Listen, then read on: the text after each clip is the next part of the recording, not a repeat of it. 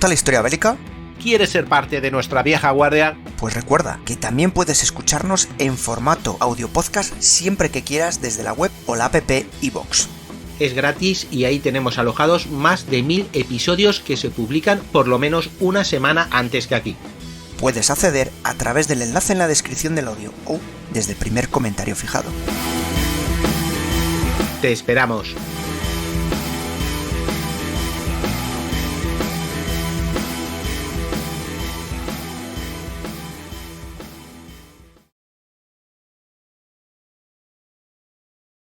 Hola, ¿qué tal? Daros la bienvenida a otro programa de... Bueno, no sé realmente dónde vamos a acabar poniendo esto, porque es posible que sencillamente pues mis compañeros, después de este episodio, decidan venir a mi casa, golpearme con unos bates de béisbol, romperme todos los huesos y arrojarme al mar, para ver qué tal nado con los brazos rotos. Este programa es una especie de rabieta personal que quiero tomar, debido a toda una serie de comentarios que he tenido que ir soportando a lo largo de bastantes episodios realizados por mis compañeros sobre uno de los aviones que a mí me parece más divino de la muerte y que creo que ha sido injustamente tratado en varias ocasiones y por varios y diversos motivos. No voy a decir que no haya una razón profunda, auténtica e insoslayable en la raíz de todo este asunto, pero creo que ha llegado el momento de que alguien rompa una lanza por este artilugio, por este maravilloso cacharrín que a mí me tiene encantado desde hace muchísimo tiempo. Así que, no sabiendo si estamos hablando de un aviones 10, un Parabellum o que al final esto acabe en el baúl de los recuerdos, pues bueno, me arriesgo a lanzarme en defensa del Morane Saulnier MS-406. Haciendo aviones que hoy día los vemos y nos parece que esta gente estaba de broma. Es decir, Morane Saulnier ha hecho sobre todo aviones con ala en parasol. Cuando uno lo ve, dice, bueno, para hacer un espectáculo aéreo o para tender la ropa no va mal, pero son alas eso que están colocadas por encima de lo que es la cabina. Se suponía que eran para poder dar más visibilidad al piloto y permitirle poder tener una mejor visibilidad y bueno, también porque decían que daba estabilidad y servía como paracaídas y se paraba el motor un poco y bueno, frenaba. Los aterrizajes forzosos. Es una ala que no es muy aerodinámica en el sentido de que pues requiere un montón de riostras, de un andamio completo ahí sosteniendo esa ala. Para altas velocidades esto es un peligro público porque claro, ofrece mucha resistencia y bueno, en un picado o en alguna cosa de estas, por menos de nada se te puede ir volando. Y bueno, sí que da una maniobrabilidad, pero me estás poniendo el tema bastante flojete en cuanto a velocidad y en cuanto a la potencia que puedes poner de motor. Limita también bastante el peso del avión. Hay toda una serie de razones que alguien que sea ingeniero aeronáutico las entenderá mejor que yo. El caso es que Morane Saulnier ha estado haciendo este tipo de aviones que para hacer despegue y aterrizaje en pistas cortas va muy bien, pero para todo lo demás pues táchalos de la lista. Y resulta que, bueno, de repente empiezan a decir vamos a tener que hacer un pequeño rediseño de nuestras expectativas. Porque las cosas han cambiado bastante. Y cuando digo cambiado bastante, han cambiado como de la noche al día.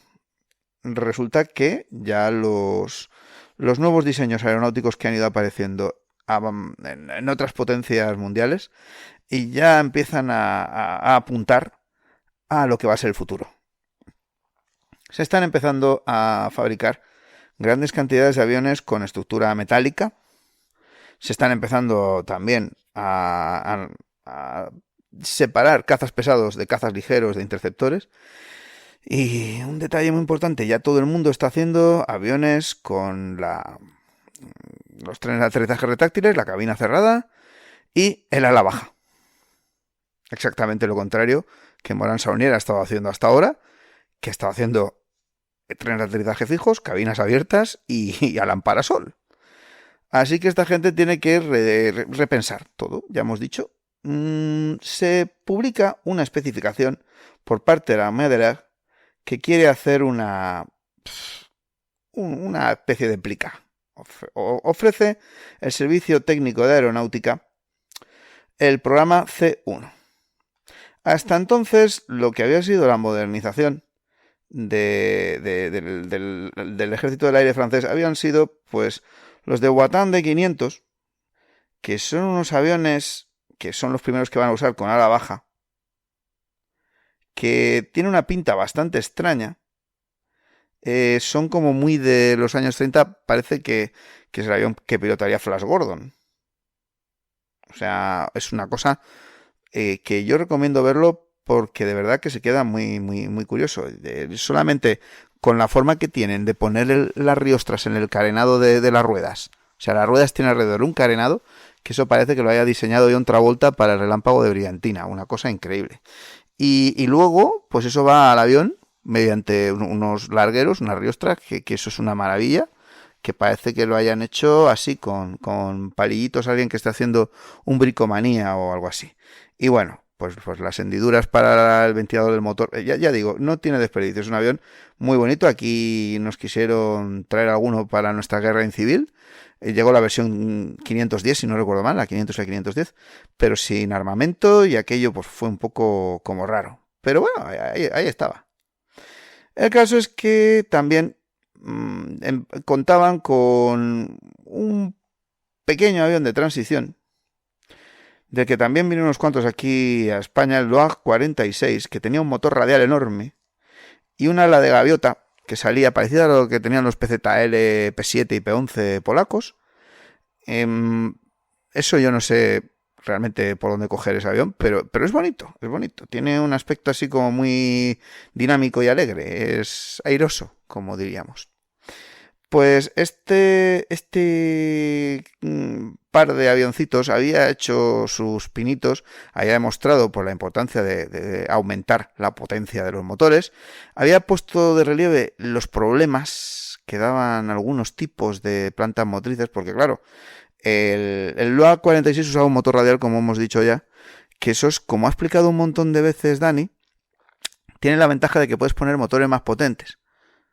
Un motor potente se calienta rápido, pero si es radial, está exponiendo los cilindros directamente al aire que está cortando el avión, con lo cual se enfrían rápidamente. El problema viene, pues es lo que pasa con el de Watan D500. De Watan D500 tiene un motor en línea precioso, elegante, fino, pero, claro, eso hace que ofrezca menos resistencia al aire, con lo cual se refrigera más difícil. Estos motores hay que buscar una forma de enfriarlos. Puedes utilizar un sistema líquido, es decir, metemos tubitos que vayan pasando con un líquido fresquito por en medio del motor. El motor se toma su horchatita tranquilamente, así refrescante, y de esta manera baja la temperatura. El problema es que esta tecnología, pues en los años 30 está un poco todavía como para motores de esta potencia, que estamos hablando de por encima de los 600 caballos, y esta refrigeración tiene que ser muy exigente. Y aparte esto provoca un inconveniente, que es que ya es un sistema tan sensible que se puede averiar con más facilidad. La refrigeración del motor pues puede ser alcanzada por la metralla, le puede dar un pájaro, puede quebrarse un tubito y entonces la liamos parda porque el motor se recalienta y nos puede dar una desgracia. Estamos hablando de que se ponga el rojo vivo o alguna barbaridad de estas. Así que, claro, esto da toda una serie de limitaciones a la potencia que le puedes poner a los motores, porque no puedes hacerlo muy potentes o se te recalientarán rápido, o puedes hacerlo las radiales, pero entonces, por muy potentes que los hagas, ofrecerán tanta resistencia al aire que perderás velocidad. Este es el dilema que tenemos aquí.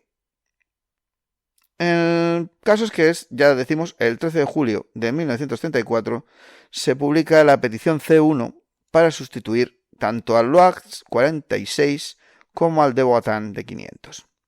Los distintos fabricantes, en aquella época Francia pues tenía montones de fabricantes, las empresas iban a nacionalizarse, pero esto no iba a funcionar. Ya explicaremos, si queréis, por qué algún día tenemos que hacer un podcast sobre qué narices hicieron con su vida, pero bueno, el caso es que la lían parda. Los franceses están buscando, pues eso, normalmente lo que sería un caza ligero y un caza más pesado. Y también, bueno, un caza pesado de verdad. Vamos a distinguir. Para el caza pesado, van a modificar los Potet 63. Que eso es un avión que quiero hacer algún día un programita porque es que me encanta. El Potet 63 es una cosa maravillosamente preciosa. Luego tendrán un caza bastante pesado, pero no tan pesado. Realmente se merecería también un aviones 10 en algún momento de estos. Pero es un cacharro que va a usar un motor radial de una empresa que es SNCASO, la Sociedad Nacional de Construcciones Aeronáuticas del Suroeste, que va a ser diseñada por Marcel Bloch. Este señor se va a hacer muy famoso después cuando se cambie el apellido de Bloch a Dassault. Pero no digo nada más porque siempre le digo a Dani que tenemos que hacer la saga de los Dassault. Y bueno, pues él tiene la idea en la cabeza, pero a ver cuándo podemos desarrollarlo, porque eso será el día que lo hagamos es total. Bueno, pues el Bloch MB150 o 151 o 152, según el modelo que vayan a sacar después, es un trasto que carga 2 cañones hispano de 20 milímetros y 2 ametralladoras de 7,5. Esto es un revienta gente. Es brutal. El cacharro en vacío pesa 2 toneladas. Ahora vas y lo cascas. Entonces, este tiene un motor radial brutal de 14 cilindros, no merrón, 14N, de 1080 caballos. Y este, pues efectivamente se puede enfriar más fácilmente, tiene menos problemas con la refrigeración del motor porque tiene motor radial. Pero claro, si quieres hacer un caza más ligero, pues uno que no vaya a llegar a esas 20 toneladas, que aunque pues quizá tenga menos radiación, pues pueda tener una potencia de fuego razonable con una velocidad adecuada, necesitas pues un motor en línea. Y en ese momento pues tenemos que quien fabrica los motores en línea más así apañados para poder meter en un avión ahí en Francia, pues es una empresa que se había originado en España, pero que luego se fue a construir los motores de avión a Francia. Y en medio del follón que había aquí en España, pues bueno, tampoco es de extrañar que hicieran así. Esta fábrica es hispano-suiza de motores de aviación que había desarrollado a la familia del 12. El primero había sido el 12H, que se presentó en 1924 y era un motor de 12 cilindros que había evolucionado a partir de motores de 8 cilindros. El problema que tenía era eso, que la refrigeración había dado muchos problemas para hacerlo, habían acabado por cambiar los cilindros para poder colocar un circuito de refrigeración que no tocara directamente, bueno, en fin, una historia muy rara. A lo largo de los años, toda una serie de ingenieros van a andar metiendo mano y van a ir metiendo pues unos nuevos modelos a partir de ese inicial 12H que van a ir cambiando hasta llegar a los 12M y 12N. El paso siguiente van a ser 2 motores distintos que son el 12X y el 12Y. Al Morane Saulnier 406 le van a dar el 12Y. El modelo original del 12Y se construye en octubre de 1932 y al principio lo consideran una maravilla. ¿Por qué? Pues porque en un principio, siendo solamente una variante de un motor que ya se estaba fabricando, ya podía alcanzar lo que en ese momento, 1932, se veía como un buen rendimiento, que eran 760 caballos. Dices, vale, con un poquito de, pensaban ellos, mejoras, con nuevas versiones que vayan saliendo y sobre todo utilizando combustibles especiales, utilizando nuevos ejes, utilizando hélices de paso variable o yo que sé, cosas que se nos vayan ocurriendo, podemos conseguir que a lo mejor rompan la mítica barrera de los 1000 caballos. Estamos en 1934 y se les ocurre que ya que estos cilindros están en línea y dejan hueco entre medio, si le colocas los cárteres más altos y dejas un espacio debajo entre el eje de la hélice que vas a poner y la parte de arriba del motor, se quedaría un hueco suficiente entre los cilindros, los cárteres y el eje para colocar ahí un cañón. Un cañón que estaría integrado en el hueco que tendría el tubo del eje y que dispararía a través del buje de la hélice. ¿Qué podía fallar? Esto da inicio al motor cañón. En ese momento, Hispano-Suiza fabricaba el Hispano-Suiza 404 de 20 milímetros, que era un cañón de aviación muy majete, que va a evolucionar y se va a seguir usando pues hasta la actualidad prácticamente.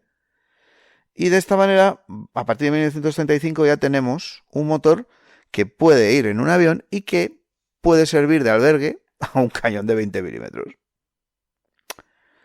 Cuando le ponen las mejoras que habían pensado hacer con el cañón montado y demás, y una serie de nuevos sistemas, pues lo que les sale es un motor de casi 840 caballos. Y ellos piensan, pues oye, esto ya está bien. Siguen insistiendo, las especificaciones van cambiando, los militares franceses no les gusta lo que los fabricantes les están presentando, y esa petición para un avión, esa SC-1, se va retrasando hasta el 16 de noviembre de 1935. Mientras tanto han ido apareciendo pues otros aviones. Se ha fabricado, Loire ha fabricado el 250, que es un avión con motor radial bastante mazacote, tiene una pinta muy parecida a un Curtiss Hawk 75, pero realmente, pues eso, se queda ahí en el prototipo y en las pruebas no convence. El de Boateng de 513, que va a ser el que dé lugar al de Boateng de 520, que es posiblemente el mejor avión francés de la guerra, como caza. Esto no lo voy a discutir, ¿eh? Y algún otro modelo extraño como el Loire Nieuport LN 161, que yo creo que era un avión que podría haber ido muy bien, que tenía muchas mejoras posibles sobre cualquier otro de los modelos que estaba, pero que no ofreció mucha fiabilidad porque 2 de los prototipos, y había solamente 3, se destruyeron durante las pruebas que realizaron delante de militares franceses. Así que esto quedó como un poco mal. Bloch va a dar lugar al MB-150, que dará lugar a la serie MB-150, de 151 a 157. Y Morane-Saulnier presenta el MS-405. Y lo que nadie sabe es lo que están preparando en la trastienda. Es decir, por otro lado están haciendo la línea estos de los Heinkel 100, tremendos, que si hubieran tenido un buen motor, pues como dice Dani, habrían sido unos pedazo cazas increíbles. Y por otro lado, pues están fabricando lo que va a dar lugar a los Messerschmitt, al Bf-109 y al Me-110. Y esto le va a dar la vuelta a la tortilla. Ya veremos cómo luego esto también merece una explicación que nos detengamos un poquito. El segundo prototipo del Morane-Saulnier MS-405 vuela el 20 de enero de 1937. De todas formas, pues no tiene tampoco una cosa así que llame demasiado la atención al principio. Se le considera que no solamente le falta potencia, sino que además sus prestaciones son flojas y su potencia de fuego no es la adecuada. Sin embargo, pues alcanza una velocidad de 443 km por hora en la prueba y esto hace que la gente se lo repiense. En junio de 1937 se celebra un salón aeronáutico en la pista del aeródromo de Bruselas-Ebert. Y allí, pilotado por Michel de Troyat, uno de los pilotos de pruebas más famosos de este periodo, el número 1, no el número 2, de estos prototipos va a hacer un repasito a todos los otros aviones que estaban en ese momento en el salón aeronáutico y es considerado como el mejor caza del mundo según la mayor parte de los críticos. Es decir, todos les ponen las 5 estrellitas del TripAdvisor y se quedan tan contentos. En ese momento parece que sí. Bueno, en una prueba de altitud, el piloto de pruebas Raoul Rivière se estrellará el 29 de julio de 1937 mientras estaba haciendo pues, la última parte de la prueba. Y bueno, también se estrellará el modelo 1 cuando los lituanos hayan querido evaluar el modelo para comprarlo para sus fuerzas aéreas y el piloto de pruebas lituano Mikenas se estrella el 18 de diciembre de 1937. Bueno, este pequeño desastre no detiene a nadie y aunque está claro que no es lo que sería de desear y que hay muchas cosas que cambiar el motor para que se enfríe más fácilmente y en algunos de los prototipos, en el 12 y el 13, van a poner el motor sin este radiador retráctil.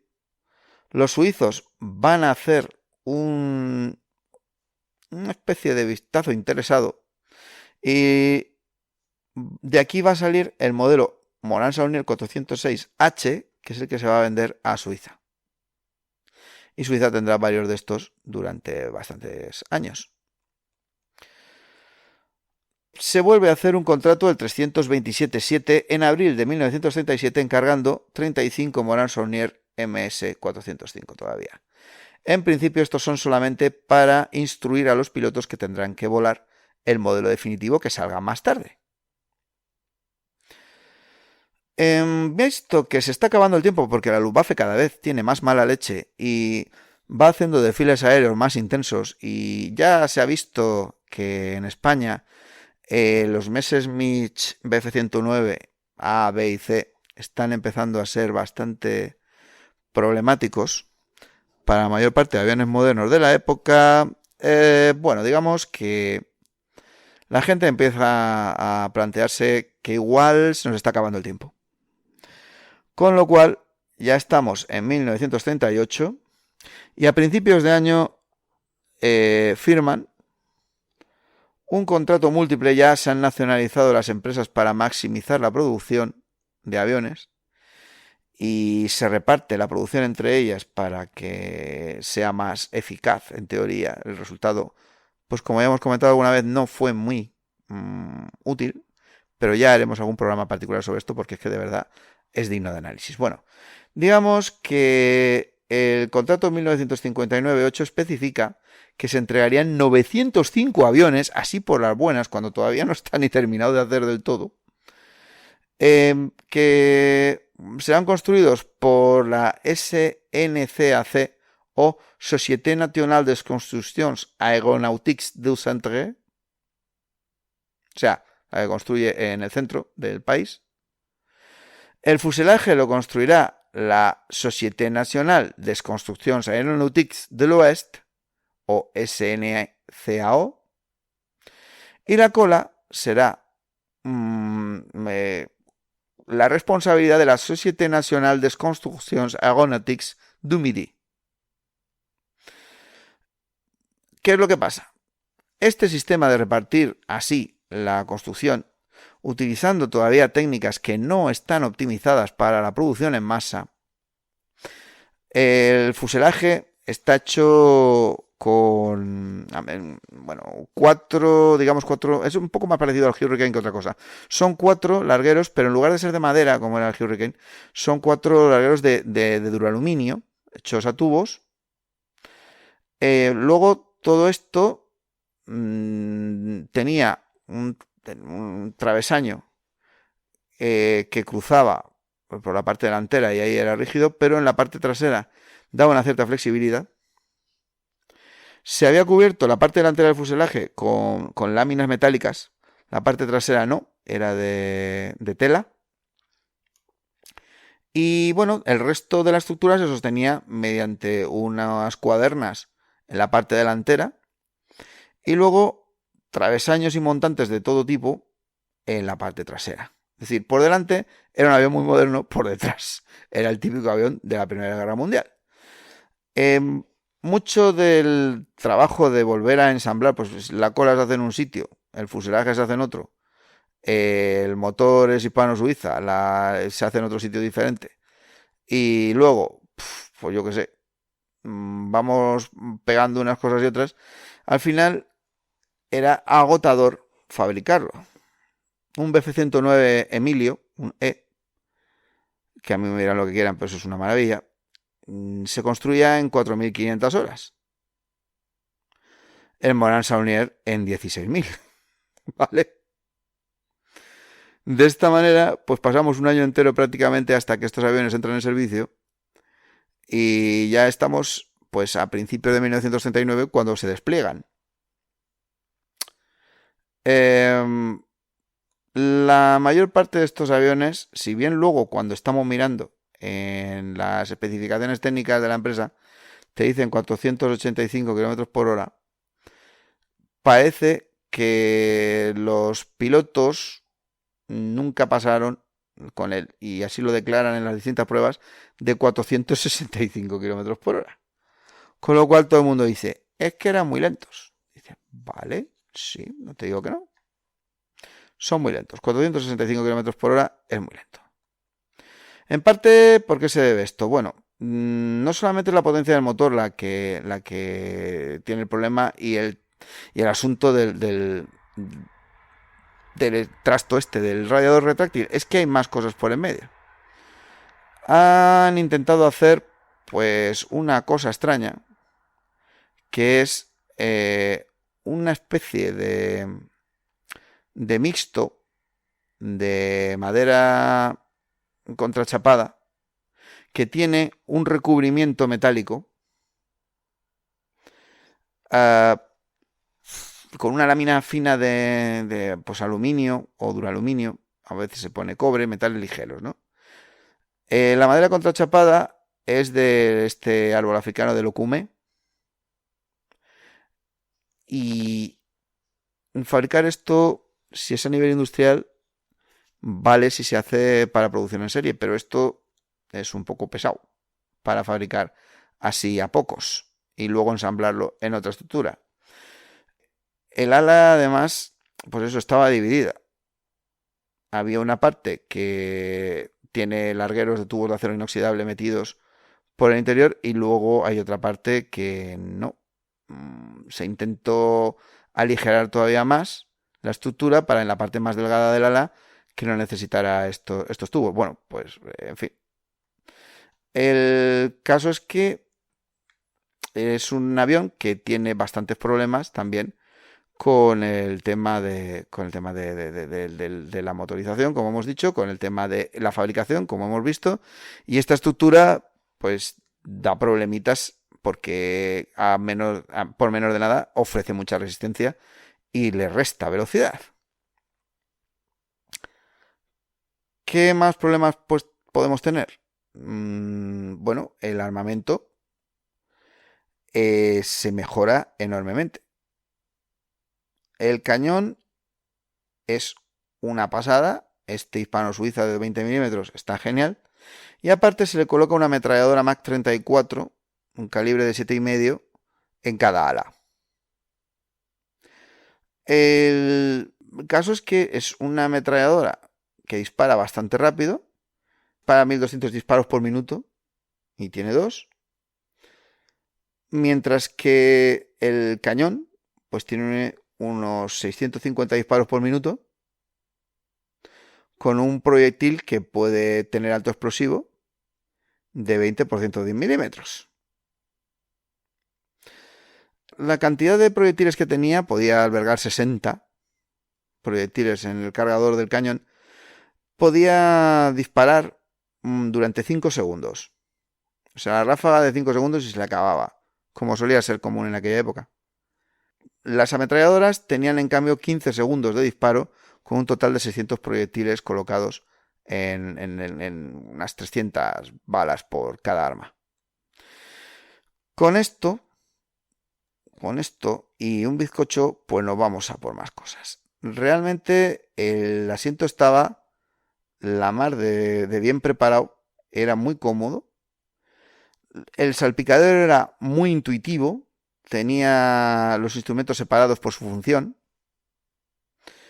Y bueno, digamos que también el tren de aterrizaje, como funcionaba hidráulicamente, no había que girar la manivela para recogerlo ni nada, pues también era bastante cómodo. El avión este tenía radio, a pesar de las leyendas que hay de que los aviones franceses no tenían radio. Bueno, sí que la tenían. Otra cosa es que funcionara bien y otra cosa es con quién estabas hablando con esa radio, que es el problema. Pero ya digo que eso da para otro episodio. Y había calefacción en la cabina del piloto. Una calefacción que funcionaba de maravilla y que permitía, pues eso, ya digo, más comodidad todavía. Con esto, digamos que la cosa va, pues así, para adelante. Tenemos entonces que los franceses van a la guerra con un avión que necesitaba otro motor. Tenemos también que mientras tanto habían estado empezando a fabricar los de Dewattin de 520. El Dewattin de 520 necesita también menos horas de fabricación. Si hemos dicho que el Morane-Saulnier se metía en las 16.000 horas para poder fabricarlo, pues el Dewattin normalmente se quedaba en torno a las 7.000 horas, menos de la mitad. El Dewattin de 520 es un avión que tiene muchísima más velocidad, es decir, miras el primer modelo prácticamente que tiene, y claro, ya dices, como de la noche al día. A los 465 km por hora que cogía el otro, este pilla 540. O sea, casi 100 km por hora más. Tenemos además que, por si fuera poco, aquí el Dewattin tiene un armamento prácticamente equivalente. Lo que pasa es que mejorado. Tiene 4 ametralladoras y el mismo cañón de 20 milímetros. Así que puede repartir bastante más felpa. Tiene una velocidad ascensional mucho mejor. El Morane-Saulnier se queda bastante atrás. Tarda la vida en poder subir solamente 1.000 metros de altitud. Comparativamente con los otros aviones, ¿no? La verdad es que se nos queda pues como muy tirado. Y la verdad es que eso, el régimen de trepada de 850 metros por minuto se queda muy corto. El techo de servicio lo tiene 9.400 metros. Si te coges un Dewattin, que ya digo, es que lo están fabricando los franceses también, ¿no? O sea, el Dewattin, vale, tenemos que puede subir hasta 11.000 metros y que sube 720 metros por minuto. Bueno, dices, tiene menos velocidad de trepada que el Morane-Saulnier, pero puede llegar mucho más arriba. Va a haber entonces una serie de intentos de mejorar el Morane-Saulnier MS-405, pasa a 406, cuando entra en la versión más, digamos, definitiva. Y entonces, va a salir pues el 410 y el 412. El 410 se hace cuando se plantea uno como si... Está claro que el de Wotan de 520 es el que tiene que sustituir al Morane Saunier, pero como todavía no hay suficientes de Wotan de 520, pues empiezan a hacer una serie de modificaciones. El MS410 tiene un radiador fijo para evitar los problemas que daba en el cambio del radiador retráctil. Y entonces él consigue con una ala reforzada para poder poner más peso, colocar más ametralladoras, hasta 4. También modificando los escapes del motor y haciendo toda una serie de cambios también en el combustible. Estaba pensado en principio que usara combustible de 85 octanos, pues subir la potencia a 100 octanos. Bueno, tras toda una serie de inventos se conseguía que alcanzara los 510 kilómetros por hora. Que esto ya está muy bien. El plan era modificar todos los M406 que se pudiera hasta 621 a este nivel, pero solamente se habían podido realizar las modificaciones en 10 aparatos antes de que se firme el armisticio. La verdad es que esta modificación podría haber hecho mucho para darle más pegada a la Gone de Leg, pero ya vemos que no se llegó a hacer. Suiza, cuando vio el 410, dijo: yo también quiero eso, pero me modificas el motor y me colocas el nuevo, el Y45. Y eso habría sido el MS411, pero no se llegó a hacer. El Morane Saunier 412 fue una cosa muy interesante. Era una idea de colocarle una refrigeración mejorada para poder subir la potencia con tranquilidad. Los suizos habían estado haciendo ya sus experimentos para cambiar de un motor a otro y habían hecho el D3800, que cambiaba el I-31 original por el I-77. Y la verdad es que salió bastante mejor. Pero tampoco vamos a dramatizar mucho sobre el tema. Porque, claro, los suizos habían comprado ya los Emilios, los Bf-109, y habían visto que, oye, igual todavía seguía siendo mejor. Habían cambiado el motor del avión, el hispano-suiza original, por otro, el Y51, que podía desarrollar bastante más potencia, 1020 caballos. Y bueno, pues quieras que no, se había conseguido una velocidad de hasta 500 km por hora y se hicieron algunas modificaciones en aviones que ya tenían y se fabricaron nuevos porque Suiza adquirió una licencia de fabricación. De todas formas, con todo esto, pues bueno, el MS406, pues todo el mundo está de acuerdo en que por mucho que luego se intentaron hacer algunas modificaciones, algunas mejoras y demás, pues bueno, como que no. Realmente, en el momento en el que estalla la guerra, había 572 Morane Saunier 406 en servicio, siendo el caza más abundante de la Armée de l'Air. Había 12 grupos de caza que contaban con este aparato. 10 estaban en territorio continental y en el África del Norte había 2. Se vio que mucho lirili y poco lerele con este avión porque luego no llegaba de verdad al nivel que tenía que estar para combatir contra la Luftwaffe.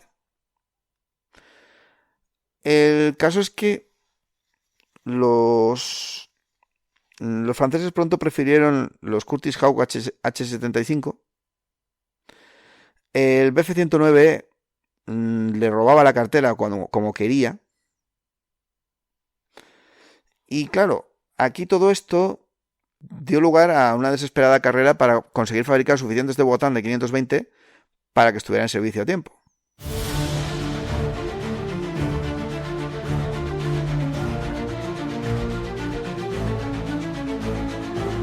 Acaba la Primera Guerra Mundial, se deshace el Imperio Austrohúngaro. ¿Pero qué pasa con Hungría? ¿Desapareció? La invasión de Rumanía. Me parece que se dedicaron a exportar futbolistas o algo así. Entonces tampoco conocéis la República Soviética Húngara de 1919. ¿Qué? ¿Soviética? ¿Eso era parte de la Unión Soviética? ¿Has dicho húngara o búlgara? ¿Y a que no sabíais qué países formaban la pequeña entente para vigilar a los húngaros? Esto, la pequeña... ¿qué? ¿La pequeña qué? ¿Qué va? ¿Eso en qué canal lo daban? la entente es la que te iba a dar yo? ¿Has dicho entente o incompetente? Tú sí que eres un poco entente. ¿La peque qué? Con Rumanía tenían una disputa bestial por Transilvania, hubieron hostias y todo. No me diga más. El conde Drácula es búlgaro, húngaro. ¿De verdad que no era Bulgaria? ¿Transilvania era lo de Frankenstein o lo del vampiro? Bueno, esta seguro que la sabéis. A ver, ¿cuál fue la actuación de Hungría en la Segunda Guerra Mundial? ¿Y en qué equipo estaba? ¿En el Team Führer o el Team Churchill? ¿Restauró Austria-Hungría? Ahora va a decir que invadió Transilvania. No sé, pero siendo cosa de búlgaro sería bastante búlgaro. Pero lo que seguro que no sabéis es que la última gran ofensiva de la Wehrmacht fue en Hungría. Sí, que va. Eso lo sé yo, lo vi en una peli, fue en las Ardenas. Si es que no te enteras, Dani. ¿No viste a Telly Savalas allí con la metralladora matando alemanes? ¿A Henry Fonda en el avión? Si el vaquerizo no lo ha contado, que es un intelectual. ¿Ahora sí que has dicho Bulgaria? Eso, si en el canal Historia no sale, es que es mentira. ¿Lo sabe la Merkel? Ya te digo yo a ti. Cría cuervos, tú no hagas caso de estos que le sacas de italianos o japoneses y ya van perdidos. Próximamente te contaremos la historia, como ves desconocida, de Hungría desde su independencia del imperio hasta su participación en la Segunda Guerra Mundial. O era Bulgaria. Pues un día estos me van a volver loco. Al final contrato al vaquerizo.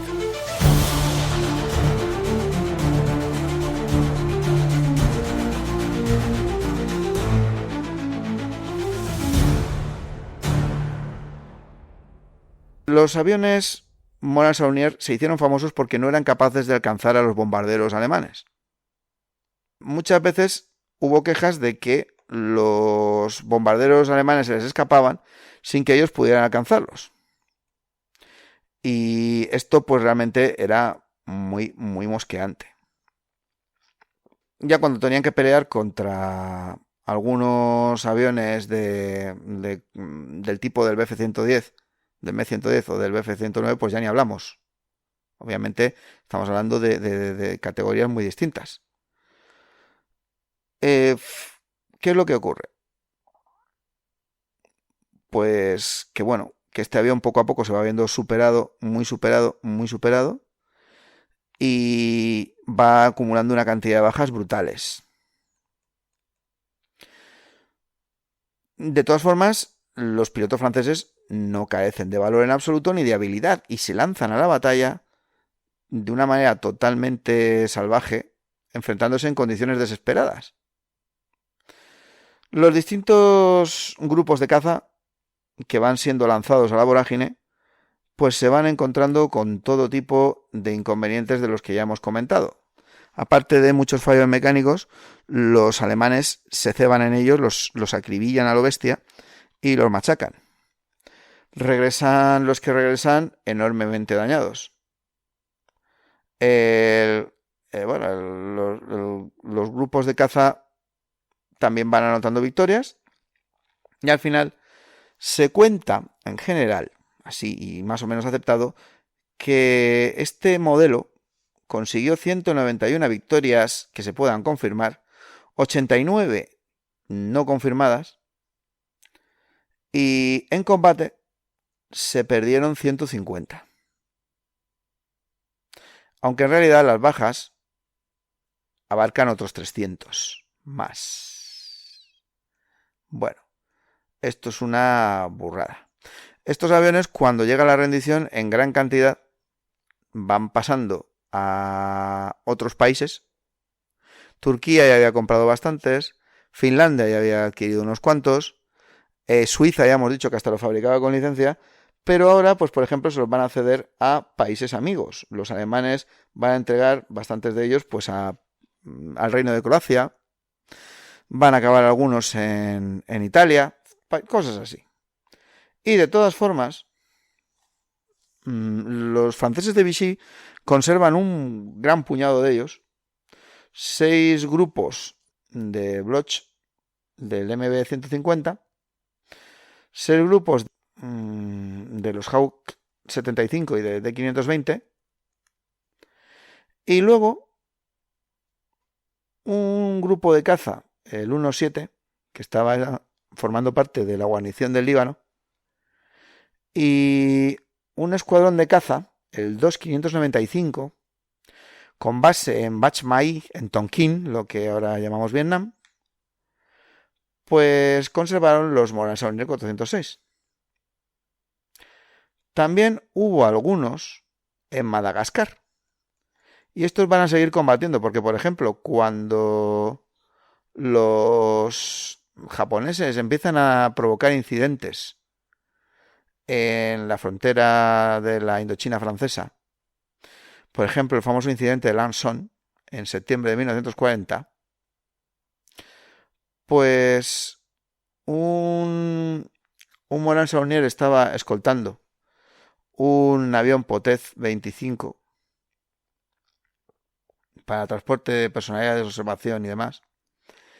Y resulta que, bueno, son atacados por unos Ki-27 japoneses.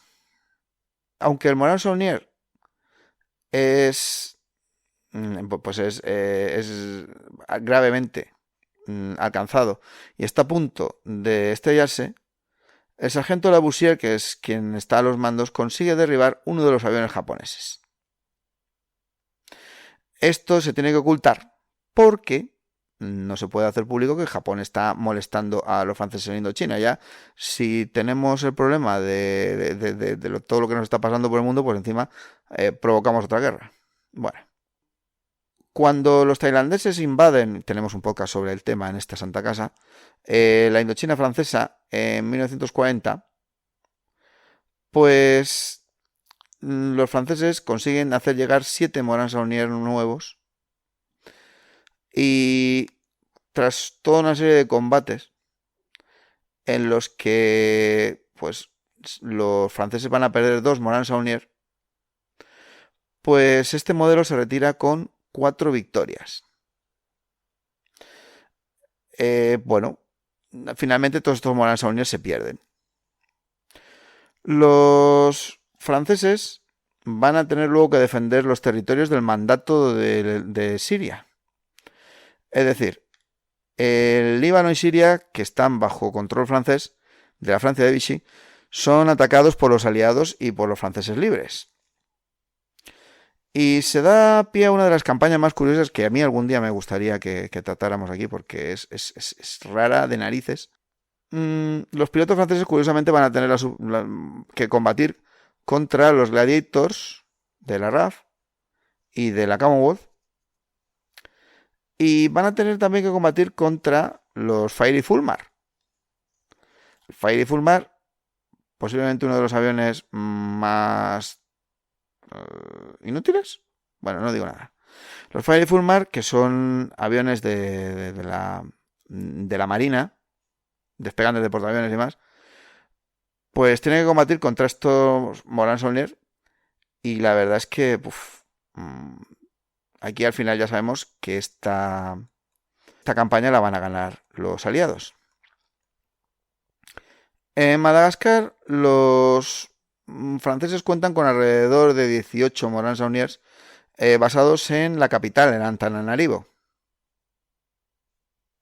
de los cuales pues alrededor de 10 están funcionales. Cuando tienen que entrar en combate, pues imaginémonos la historia.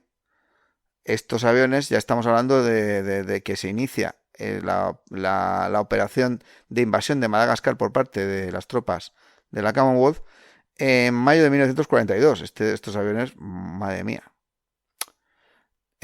tienen que combatir contra pues los Marlets, que el Marlet es lo que es la versión británica, por decirlo de alguna manera, aunque no es una versión, es directamente el avión, F-4F Wildcat norteamericano, que, bueno, despegaban de los portaaviones que estaban en la flota que asaltaba la isla. Y aquí pues va a haber grandes bajas. Bueno, realmente los Morane Saulnier, pues eso, son vilipendiados, son despreciados. A partir de entonces todo el mundo hace bromas sobre este pequeño caza que no era capaz de poder ni siquiera alcanzar los bombarderos a los que perseguía. Ahora es cuando llego yo y digo, vamos a ver, miremos por favor las cosas con un poquito de perspectiva, porque si no, hasta ahora lo que he hecho en el podcast es tirarme piedras a mí mismo. Se supone que he venido a defender este avión, ¿no? Y no hago más que decir estas barbaridades. Bien, ¿con qué estamos comparando a este avión? Pues lo estamos comparando siempre con el Spitfire, con el Hurricane y con pues eso, el MSMI Bf-109 o el de Wotan de 520. Vale, ¿qué es lo que estaba pasando aquí? Pues yo creo que tenemos un avión que tiene una historia bastante paralela a lo que le pasó al Hurricane, pero que se hizo, pues acabó dirigiendo mal la cuestión. Los motores son una cosa muy seria. Si le has metido un motor que solamente puede desarrollar 860 caballos, es evidente que esto va bastante cojo. El Merlin 1 que le ponen a un Hurricane tiene 1050. Yo creo que esto ya es como para decir, sí, vale, hay un matiz aquí, que esto no acaba de estar bien. Tenemos también, y esto es serio, que al de Wotan no le van a poner el mismo motor. El de Wotan de 520 no lleva el mismo motor que el Morane Saulnier 406. ¿Por qué? Bueno, pues porque el de 520 ya parte de la base de que el motor que tiene el Morane Saulnier es malo. Y en lugar de cambiar el motor al Morane Saulnier, lo que hacen es fabricar un avión nuevo. Es como pasa un poquito con el Spitfire y el Hurricane. Las diferencias entre el Spitfire y el Hurricane al principio no eran tan grandes. A medida que la motorización del Spitfire se vaya mejorando y la del Hurricane se vaya dejando igual, o se mejore poco, vamos a ir teniendo cada vez una diferencia mayor. En realidad no era tanta en origen. El avión de botín de 520 no volará por primera vez hasta el 2 de octubre de 1938. 4 años después de que vuele el primer prototipo del Morane Saulnier 405. Y el primer modelo que le montan es un Hispano-Suiza 21, 12i21, que tiene 890 caballos. Claro, cuando ven que la cosa no va bien y que no pasa de los 485 km por hora tampoco, el mismo problema que tiene el Morane Saulnier, ¿qué es lo que van a hacer? Le cambian el motor, le meten un Y29 con hélice de paso variable y le suben el octanaje a 100 octanos en la gasolina. Ahí ya tienes un avión que te puede pasar fácilmente los 500 km por hora por la patilla, obviamente. Pero ya estamos en 1939. ¿Qué se ha hecho mientras tanto con el Morane Saulnier 406? Pues muy poquito. Se ha cambiado un poco el motor, se ha puesto alguna cosilla aquí y allá, pero realmente no se ha mejorado la potencia así de una manera adecuada. El primer de Wotan de 520 va a tener un motor, ya de producción, va a tener un motor de 935 caballos. O sea, que le saca 80 caballos al otro. No es casi nada, no es poca cosa. También este avión es más pesado. Se construye más rápidamente porque este sí que está hecho de una manera, está hecho a la moderna. O sea, es un avión de estructura metálica, es un avión que se puede mecanizar más fácilmente. Y claro, bien, tiene una pinta muy impresionante. Con esto se pueden hacer auténticas virguerías. Y tiene un techo de 11.000 metros, ya lo hemos dicho, ¿no? Bueno. El caso es que este avión, el de Watan, es donde se ha invertido el proceso de modernización. Casi todas las otras cosas que se han hecho para mejorar el Morane Saunier se quedan en prototipos. Apenas hacen unos cuantos. Todos estos otros que hemos hablado, ¿no? Que podían haber salido, el 410 y demás, realmente no se hace un gran trabajo con ellos. ¿Qué tiene entonces de especial y de guay? Bueno, pues eso, que este avión está totalmente nuevo basándose en el otro. ¿Por qué siguen fabricando este otro? Este otro pues tiene materiales que son más fáciles de obtener. El Morane Saunier 406 sigue pudiendo fabricarse porque además es un diseño probado. No saben cómo va a quedar el de Wotan. Y ya está la guerra ahí en ciernes. Aparte, entrenar a la gente en volar un de Wotan es muy complicado. El Morane Saunier, todo el mundo reconoce que no tenía ningún vicio. Que era un avión que volaba muy fácilmente. Y además tiene una característica que a los pilotos les gusta mucho. Sí que es cierto que es más lento que los aviones alemanes, pero aunque tiene un armamento potente que le puede volver la cara al revés a más de uno, la característica más curiosa es que esa estructura de tela en la parte de atrás del fuselaje y esos largueros de duraluminio le hacen muy difícil de derribar. El Morane Saunier 406 puede soportar muchísimo daño y luego regresar a casa. Esto no lo puede decir igual el de Watan de 520 ni el Spitfire, por ejemplo. ¿Qué más tenemos? Pues bueno, deberíamos de analizar la famosa leyenda de no podemos alcanzar los bombarderos. Vale, miremos directamente lo que es la velocidad máxima, directamente. Supongamos que realmente este avión no puede pasar de los 460 km por hora, ¿vale? Vamos a ver qué velocidad tienen los bombarderos en esa época. Estamos viendo el Heinkel 111, por ejemplo. Un Heinkel 111 puede alcanzar los 435 km por hora. ¡Ay! Esto es más lento. Vamos, se queda a 30 km por hora más por debajo. Veamos, por ejemplo, pues no sé, siempre se quejaron del Dornier 217.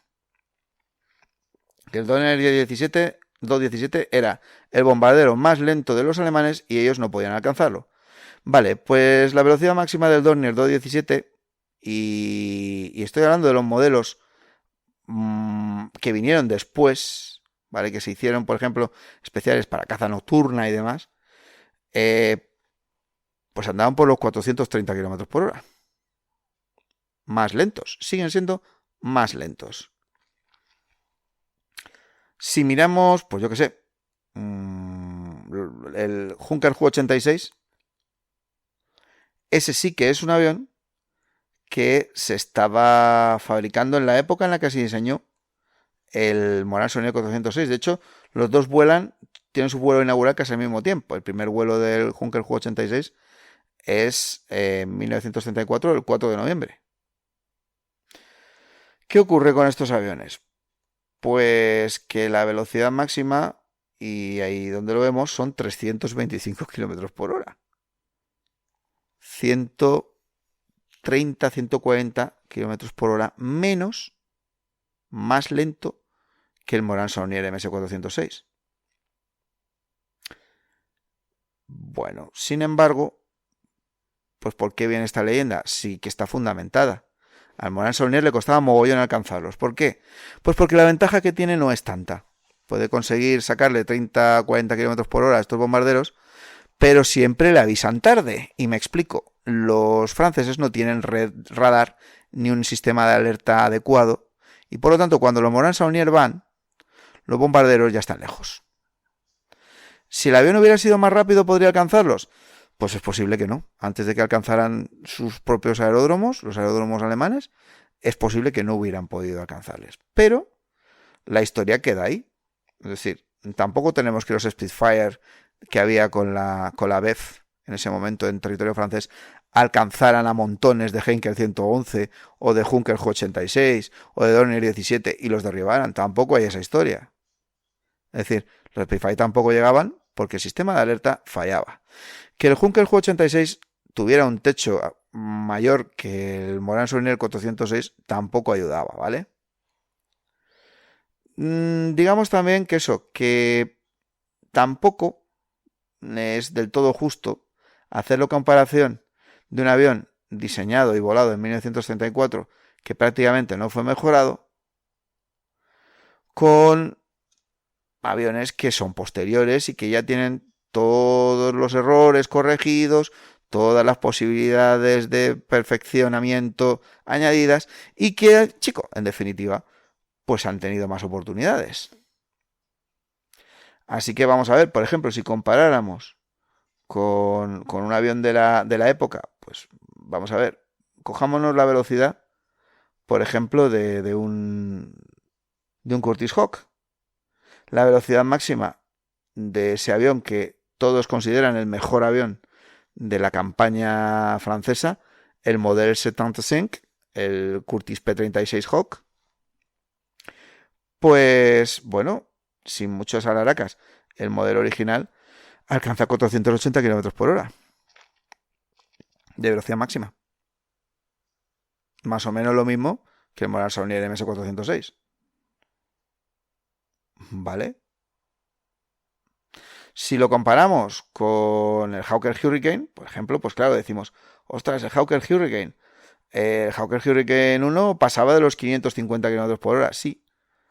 Pero este avión vuela por primera vez el 6 de noviembre de 1935 con muy pocas perspectivas, porque el motor que le ponen al principio no parecía que fuera muy allá. Cuando le ponen un motor mejor, es cuando ya la cosa va bien, pero eso ya es un año después. Y el motor son 12 cilindros, pero desarrolla pues casi 1400 caballos. Bien. No es equivalente, evidentemente no es equivalente. No le saca el doble de potencia, pero casi. Si lo comparas, por ejemplo, con el Bristol Buffalo, el Bristol Buffalo es un avión de la época más o menos. Es un avión que, bueno, funciona con un motor en estrella. Le saca, pues, un poco más de 30 km por hora a la velocidad máxima del Morane Saulnier y tiene un motor de 1200 caballos. Creo que se ve por dónde voy, ¿no? Mientras que el Bristol Buffalo podía poner como máximo 4 ametralladoras en línea, el Morane Saulnier tenía un cañón, aparte de 2 ametralladoras. Yo veo que todo esto pues nos lleva, bueno, podemos compararlo con un avión japonés, podemos compararlo con el avión que tenían los alemanes en ese momento, que no era el MSMI G-109, que era el Arado AR-61 y el Heinkel G-51. Y el Heinkel G-51, pues esto era un biplano que con el Morane Saulnier se las habría visto y se las habría deseado. O sea que no. Comparativamente, para 1934-1935, el Morane Saulnier 406 estaba muy bien y debería de haber seguido un proceso de perfeccionamiento, un proceso de mejora que le habría dado pues la potencia necesaria para convertirse en un buen caza ligero. Algo que podría haber pasado también, por ejemplo, con el Hurricane y no llegó a ocurrir pues por lo mismo, porque se decidió primar un proyecto con respecto al otro. ¿Qué ocurrió en esto? Pues evidentemente poner todos los huevos en el cesto del Dewotan de 520 a última hora quizá no fue una buena decisión y quizá pues segó la hierba por debajo de los pies de los planificadores franceses. Hizo que la Medler contara con un avión muy bueno del que tenía muy poquitos y aparte que no estaban todavía desarrollados del todo y que los pilotos no habían recibido el entrenamiento adecuado y un buen puñado de un caza que era bastante más mediocre, pero que podía haber sido mejorado con facilidad y haber dado lugar a un modelo mucho mejor que habría servido, pues como sirvió, por ejemplo, Hawker Hurricane, que al final tuvo un palmarés excelente durante la guerra, a pesar de ser súper anticuado ya para los estándares de 1942, por ejemplo, y que sigue siendo pues el avión que más aviones enemigos derribó de toda la Segunda Guerra Mundial. En el bando aliado, quiero decir. Esto que, por ejemplo, pues los alemanes con el BF-109 ni se lo plantean, no hace más que ir añadiéndole mejoras, pues los franceses se quedaron ahí un poco pasmados como los conejos cuando los deslumbras con la luz en mitad de la carretera y les atropelló el coche. Pero este avión, pues eso, tenía muchas posibilidades. Cosas como sobrealimentadores, turbocompresores, cosas así, le habrían ido de maravilla. Los motores posteriores que sí se pusieron al de Botán de 520 y a otros modelos de la misma variante del hispano-suiza de 12Y, pues bueno, habrían hecho maravillas. Y bueno, pues así nos quedamos con una historia un poco triste de un avión pues que podía haber hecho mucho más. Tengamos en cuenta que la mayor parte de los aviones que te dicen luego, por ejemplo, los tailandeses que destruyeron o que los aliados se cargaron en el Líbano, los destruyeron en tierra con bombarderos, no fueron destruidos en el aire. Y debo insistir, en combate los franceses pierden durante la campaña de Francia, en combate estrictamente, un número relativamente aceptable. Es decir, hablamos de eso, de unos entre artillería antiaérea, fuego amigo y demás cosas bárbaras que te pueden pasar, y los ataques de otros aviones, se pierden entre 140 y 165 aviones, según la lista que te busques. Las otras 300 pérdidas que se añaden fueron en tierra, bombardeados por la Luftwaffe, abandonados en los aeródromos, destruidos para que no cayeran en manos del enemigo, pero no se pierden en combate aéreo. Bueno, me parece a mí que esto está medianamente más equilibrado si se mira desde este punto de vista. No voy a vender la cabra a nadie, lo sé. Vamos a seguir muchos con el rollo de que queremos defender estos aviones patata, y va a haber gente que va a decir, pues no hagas patatas entonces. Pero sí que, bueno, y debería de insistir que los finlandeses lo manejaron, ya sé que no es un buen argumento decir que los finlandeses lo manejaron y le sacaron mucho partido, porque los finlandeses manejan, le ponen una ametralladora a una ardilla voladora y lo consiguen, consiguen derribar lo que sea.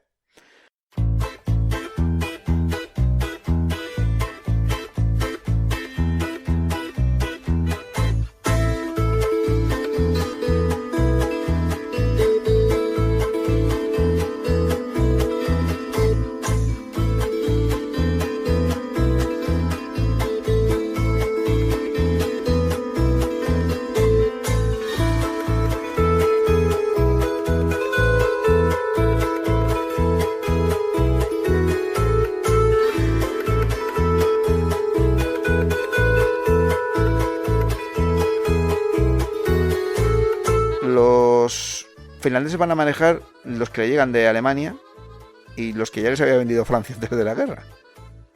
Y el caso es que, como se pone el tema de suministrar motores y ellos además ven el fallo rápidamente, inician un modelo propio que es el Morcomorane.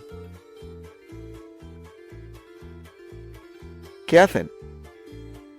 Pues resulta que a partir de 1943 hacen lo que algunos llamaron, el Morcomorane, es el también llamado Lag Morane. Cogen los motores Klimov M105P que habían cogido de aviones Lag GG soviéticos capturados o derribados. Estos tienen una potencia de 1100 caballos. Le cambian la hélice y le ponen un bis 61P. ¿Qué pasa con esto? El Klimov M105P es, a ver si le suena a alguien, un motor de 12 cilindros en V, refrigerado por líquido, y patatín y patatán, que resulta que si miras quién ha comprado el qué, fue diseñado por Klimov sobre un hispano-suizo 12Y, al que le ponen un sobrealimentador de 2 velocidades, 2 válvulas de admisión en cada cilindro y un cigüeñal especial contrapesado para reducir uno de los grandes problemas cuando el motor pasaba de 2400 revoluciones, que eran las vibraciones del motor. Con este motor, que es el mismo francés, pero modificado por los alemanes, por los soviéticos en sus arsenales orcos, es con lo que hacen los Morkomorani. Se les ocurre que la solución para el problema del cañón, como no pueden meter hispano-suizas de 20 milímetros, porque ahora mismo pues Francia ya no fabrica, está ocupada por los alemanes, recordemos, no va a fabricar para Finlandia, se lo cambian por un cañón alemán, el MG 151-20 de toda la vida, el que llevan pues el Messerschmitt y demás, y le ponen también un radiador de aceite extraído de los Messerschmitt M109, del modelo G, del Gustavito. ¿Sabéis? Que es tan bonito de ver. Con lo cual tienen que cambiar el sistema de sostén del motor, porque ahora pesa más con ese radiador. Y aparte tienen que cambiarle la tapa del capó. Hacen un total de 41 de estos. Y bueno, pues estos aviones no van a ser dados de baja hasta 1952. Y tenían unas prestaciones bastante mejores que el modelo original. Simplemente con hacer esta pequeña modificación que habían hecho los soviéticos al motor hispano-suizo original y cambiar el radiador. O sea, bien, yo creo que con esto, señoría, no hay más preguntas. ¿Qué más tendría que decir? A ver, pues lo siento mucho, pero hay sentimientos que no se pueden explicar. Dejando aparte la cuestión técnica de este avión, está el tema de que este avión pues es el avión en el que nos tenemos que imaginar, pues eso, yo qué sé, todo el estilo francés, todo ese diseño volcado en fabricar un avión para intentar defender el país. A mí esto me parece súper romántico. Claro, yo pienso en todos los franceses y las francesas, y digo, pues sí, este avión así que es coqueto, así como pequeñito, con alas muy grandes, con ese aspecto rechonchete y con esa proa tan graciosa, pues sí, es un avión que tiene un encanto innegable y que bien utilizado, si hubiera habido pues una red de defensa adecuada, si se hubiera perfeccionado todo lo que se podía haber mejorado en todo el margen que tenía, y si se hubiera utilizado de otra manera, pues seguramente habría sido un avión bastante sobresaliente para este principio de la guerra. Se queda en la mofa y el cachondeo, pues eso, porque es más fácil tirar eso que no analizar los errores e intentar aprender de ellos. El Morane Saulnier 406 pues era un avión que podía haber sido el equivalente del Hurricane de los británicos, que podía haber sido el equivalente del P-40 de los norteamericanos, y que podía haber sido pues cualquier cosa de estas. Así que veamos, ¿no?, estos aviones que hubo de transición entre los 30 y los 40, que permitieron sacar aviones mejores a continuación, pero bueno, se quedó en esto por un poco de falta de visión, un poco de falta de apoyo y un poco de prisa y de mala planificación. Pero bueno, eso no quiere decir que merezca que lo arrastren por el fango al pobre cada vez que se hace un programa sobre qué malos eran los trastos franceses o qué malos que son estos aviones, vamos a hacer una lista. Esta es mi venganza personal.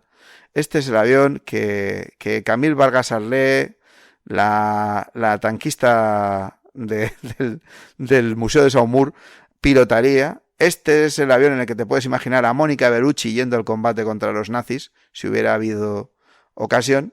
Este es el avión francés en el que puede estar sonando de fondo pues Django Reinhardt, o puedes estar escuchando a Yves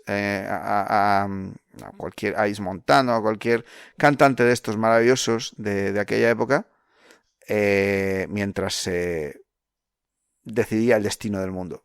Jolín, que es bonito, porras, y además que tiene estilazo.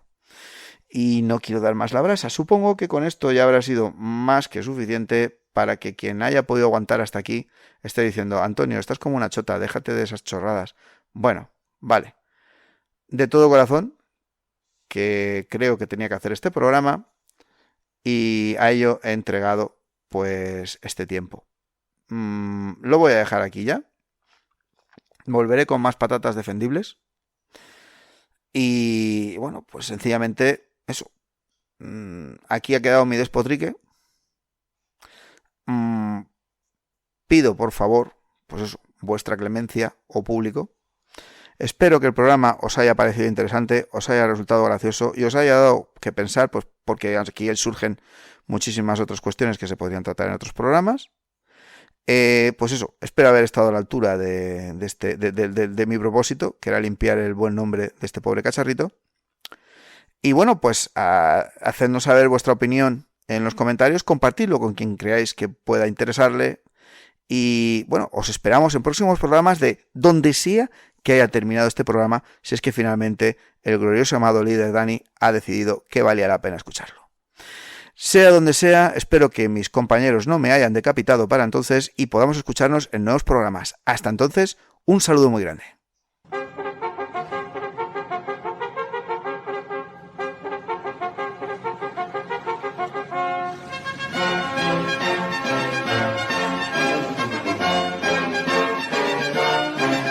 Yo me